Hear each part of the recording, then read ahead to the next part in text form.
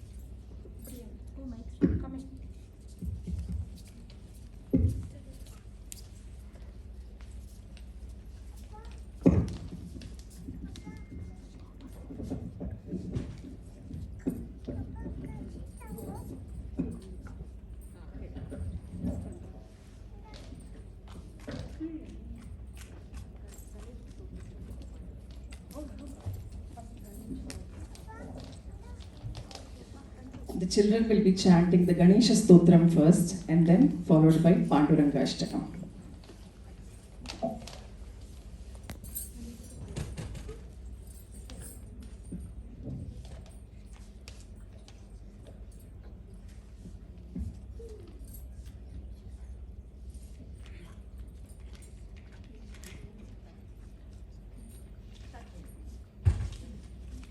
वक्रतुण्ड महाकाय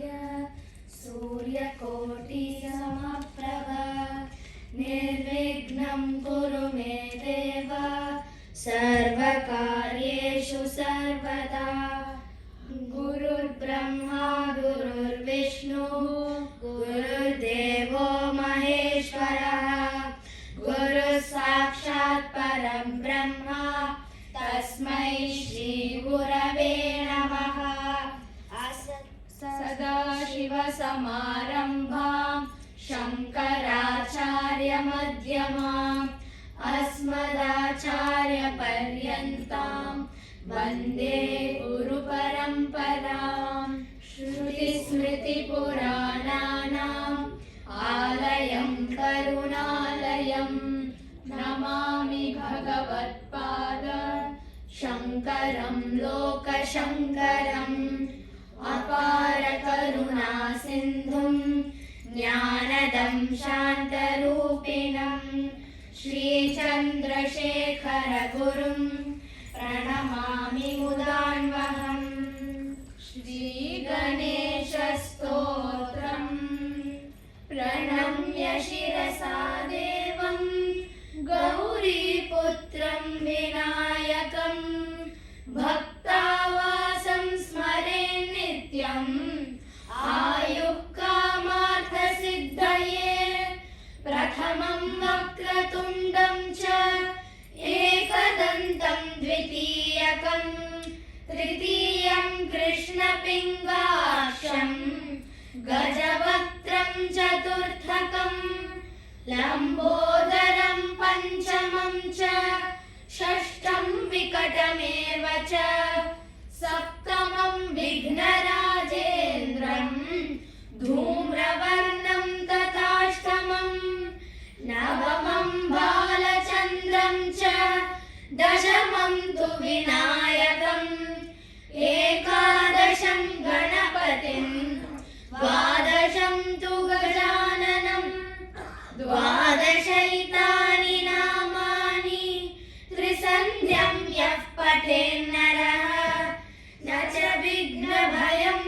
सर्वस्य सर्वसिद्धिकरः प्रभुः विद्यार्थी लभते विद्या धनार्थी लभते धनं पुत्रार्थी लभते पुत्रान् मोक्षार्थी लभते गतिम् जपेत् गणपतिस्तोत्रं षड्भिर्मासैः फलं लभेत् संवत्सरेण सिद्धिं च लभते नात्र संशयः अष्टभ्यो ब्राह्मणेभ्यश्च लिखित्वा यः समर्पयेत् तस्य विद्या भवेत् सर्वा गणेशस्य प्रसादतः इति श्रीनारदपुराणे सङ्कटनाशन गणेशस्तोत्रं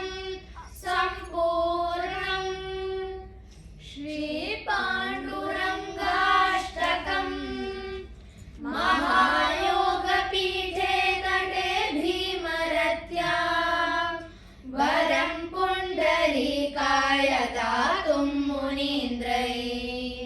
समागत्य तिष्ठन्तमानन्दकन्दम्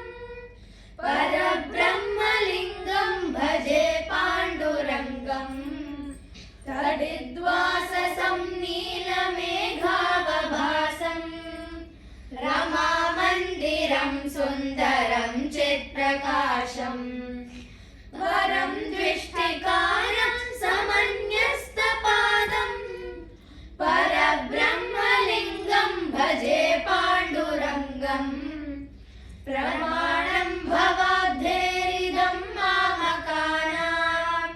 नितम्बः कराभ्यां धृतो येन तस्मात् विदातुर्वसत्यै धृतो नाभिकोशः परब्रह्मलिङ्गं भजे पाण्डुरङ्गम् स्फुरत्कौस्तुभालङ्कृतं कण्ठदेशे श्रियाजुष्टकेयूरकं श्रीनिवासम् शिवं शान्तमीड्यं वरं लोकपालम् परब्रह्मलिङ्गं भजे पाण्डुरङ्गम् शरश्चन्द्रबिम्बाननं चारुहासम् लसत्कुण्डलाक्रान्तगण्डस्थलान्तम् जपारागबिम्बाधरं कञ्चनेत्रम् परब्रह्मलिङ्गं भजे पाण्डुरङ्गम् किरीटोज्ज्वलत्सर्वदिक्प्रान्तभागम्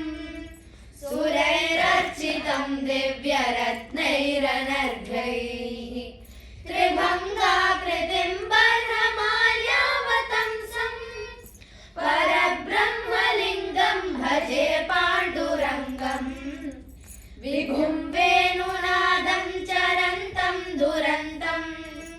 स्वयं लीलया गोपवेशं ददानम् गवामृन्दकानन्दनं चारुहासम् परब्रह्मलिङ्गं भजे पाण्डुरङ्गम्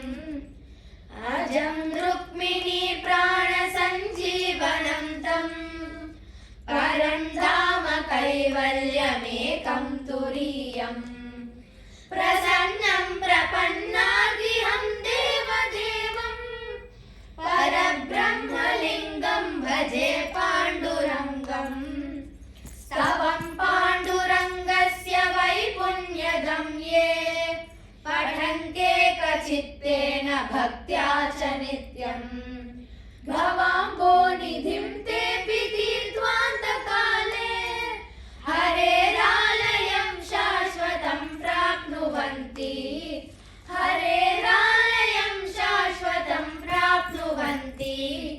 हरेरालयं शाश्वतं प्राप्नुवन्ति इति श्रीमच्छङ्करभगवतः कृतौ पाण्डुरङ्गाष्टकम् सम्पूर्णम्।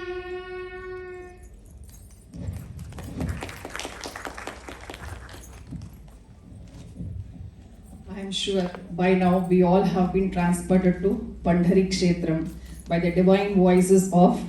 Ganapati, Maitreyi, Saridna, Akshara, and Nihetana. A huge round of applause for these kids.